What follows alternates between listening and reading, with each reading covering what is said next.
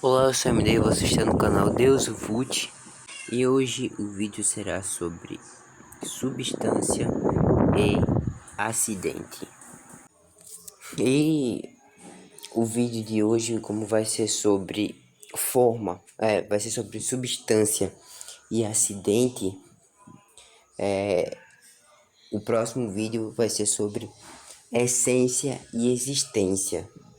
Antes, se você tá vendo esse vídeo mas não viu os outros dessa série de vídeos, né? Esse aqui é o terceiro. Tem outros dois que eu já fiz, que foi sobre ato e potência, foi o primeiro, e o segundo foi sobre forma e matéria. Aconselho demais, quem não viu, ver. E um negócio importante essa série de vídeos mostrando as bases filosóficas da apologética cristã, eu estou falando aqui principalmente das bases filosóficas de uma linha filosófica aristotélica. E não só aristotélica, mas de uma interpretação tomista acerca da filosofia aristotélica. Porque, se você prestar atenção, hoje em dia a maior linha filosófica usada para apologética é o tomismo. Mais do que, por exemplo, o escotismo ou o suarismo e etc. é o tomismo, né? É a filosofia de São Tomás de Aquino. E devido a isso, e porque eu sou mais simpático à filosofia tomista, né? E a apologética da filosofia tomista do que as outras correntes filosóficas. Então, ela é a mais conhecida hoje em dia e também é o que eu sou mais próximo, para não dizer que eu sou um tomista realmente. Então eu acho melhor ensinar logo essa. Mas caso eu achar que for bom fazer com outras visões filosóficas, do platonismo, do neoplatonismo e coisas parecidas, então eu assim farei. E ainda assim, por mais que eu fale focado principalmente e com enfoque maior nessa filosofia tomista aristotélica tomista, eu ainda assim eu ponho alguns elementos, vamos dizer, de outras filosofias, como eu botei no vídeo de arte e potência, eu botei a visão agostiniana sobre o tempo. E essa visão agostiniana sobre o tempo que eu coloquei,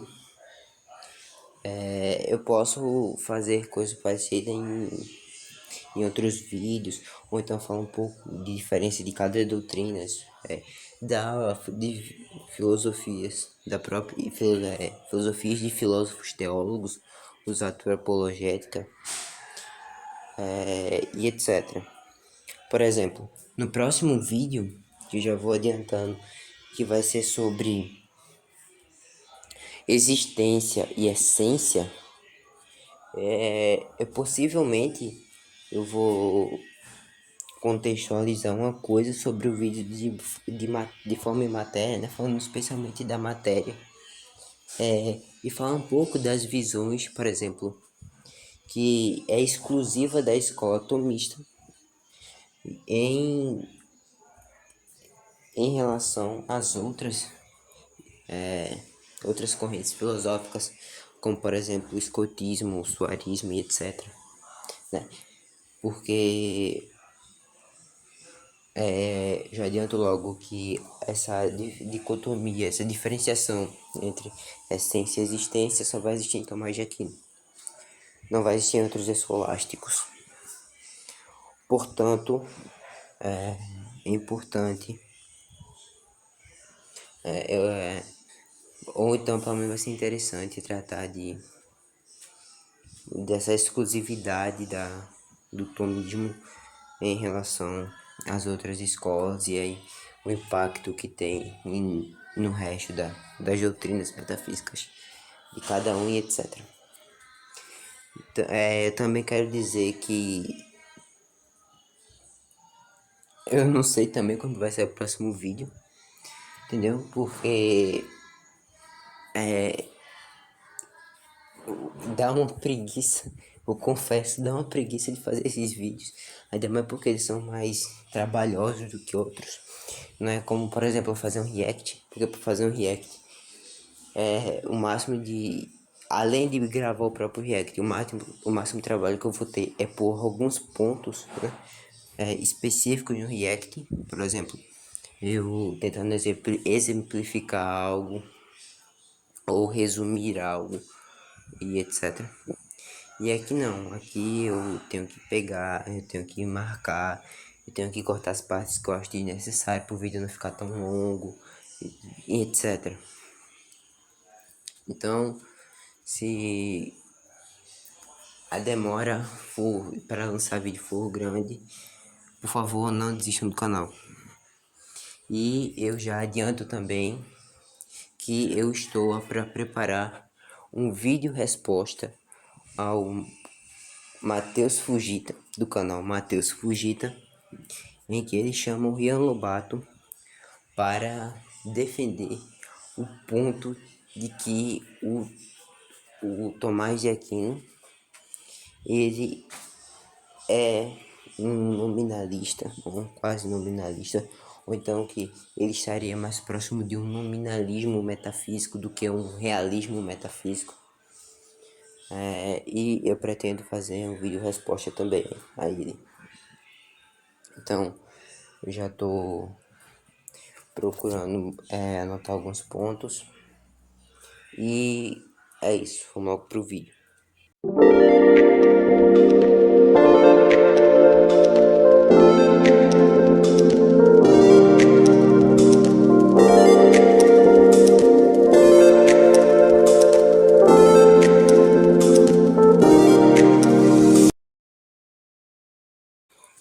Começando com as definições. A definição de substância, a substância ela pode ser tanto um composto de matéria mais forma, quanto uma forma pura.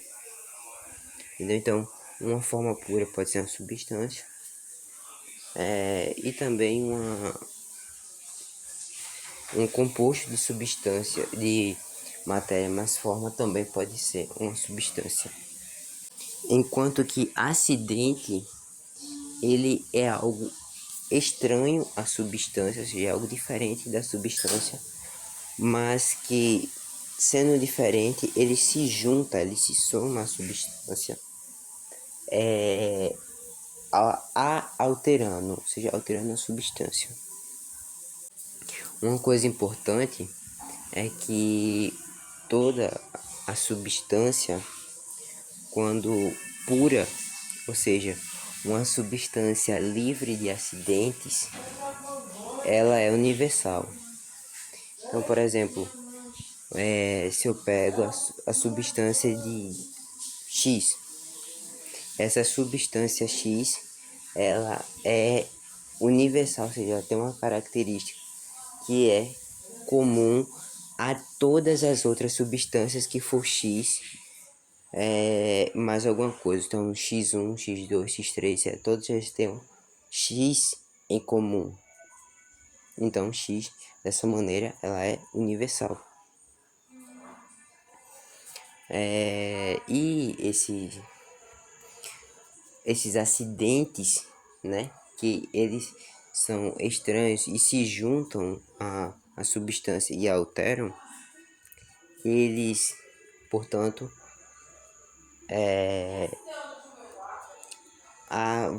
particularizam, os acidentes particularizam a substância, então vai fazendo ela deixar de ser cada vez mais universal para ser mais particular.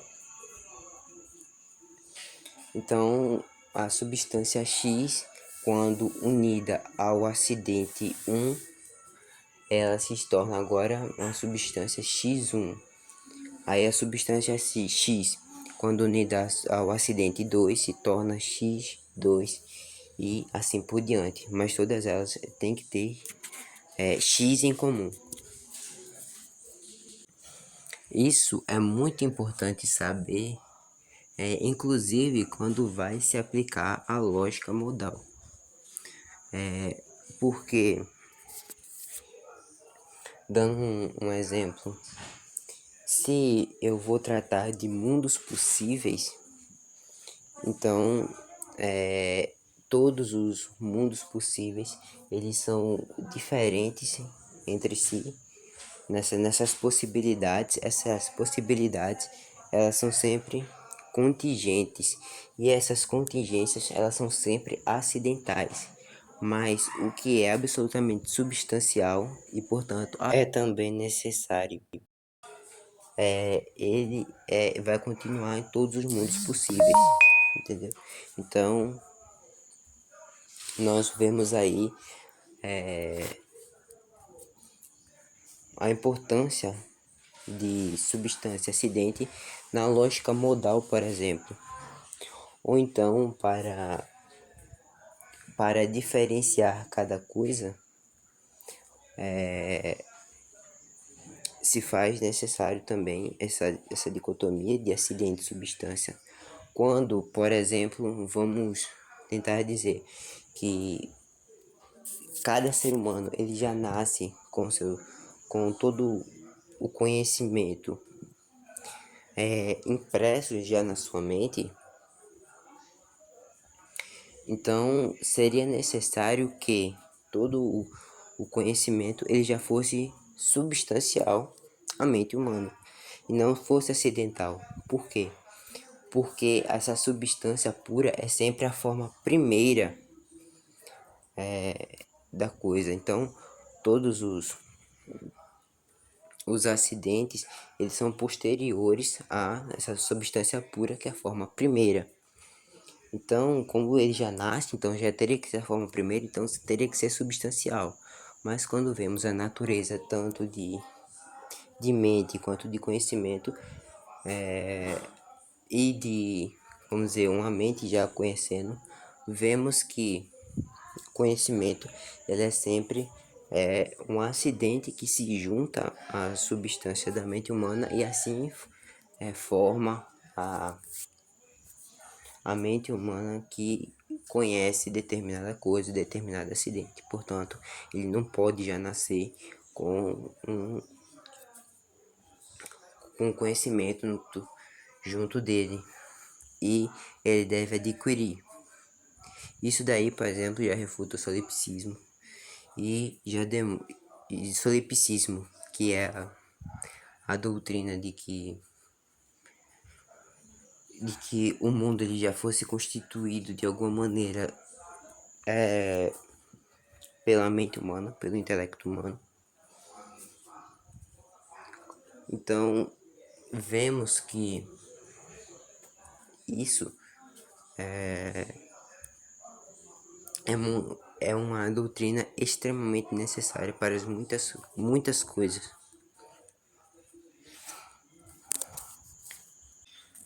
Também é importante saber que nem todo e qualquer acidente pode se juntar a toda e qualquer substância. Então, para um acidente se juntar a uma substância, deve haver uma compatibilidade das naturezas. Por exemplo, a inteligência ela não pode se juntar a uma pedra, porque são de duas naturezas completamente diferentes. E por serem de naturezas completamente diferentes, uma pedra não pode ter inteligência. Então não é qualquer substância que vai ter qualquer acidente. Deve-se atentar, deve-se ter atenção quanto a isso. Um outro assunto aqui que, vamos dizer, ele por si só merece um tópico exclusivo, mas que eu não vou fazer, eu vou já encaixar nesse vídeo mesmo, é sobre a matéria signata quantitae, que, vamos dizer, em latim quer dizer a matéria assinalada pela quantidade. Essa matéria assinalada pela quantidade, ela é o princípio de individuação, que basicamente a matéria ela funciona como um vetor da quantidade que efetivamente ela particulariza um universal, uma forma universal. Portanto, se eu pego um exemplo de um ferro, uma forma de ferro que é universal, ou seja, todo ferro, para ser ferro, precisa daquela forma específica. Então, então, todo ferro tem um predicado comum que o faz ser ferro, que no caso seria a própria forma de ferro. Vamos dizer, essa forma universal de ferro, ela só vai ser um ferro particular por causa que a matéria ela leva consigo a quantidade e a quantidade particulariza. E isso é sempre esse princípio, essa quantidade quanto princípio de individuação, né, que individua o universal, ela é sempre acidental em relação ao próprio universal, no qual ela vai particularizar, entendeu? Porque para a matéria ela individuar, primeiro é necessário que, vamos dizer, a universal já esteja presente para que a quantidade individue esse universal. E, vamos dizer, essa matéria que individua, ele não já está contido na forma primeira de universal, então não é já universal puro, por definição. Então, necessariamente vai precisar ser acidental.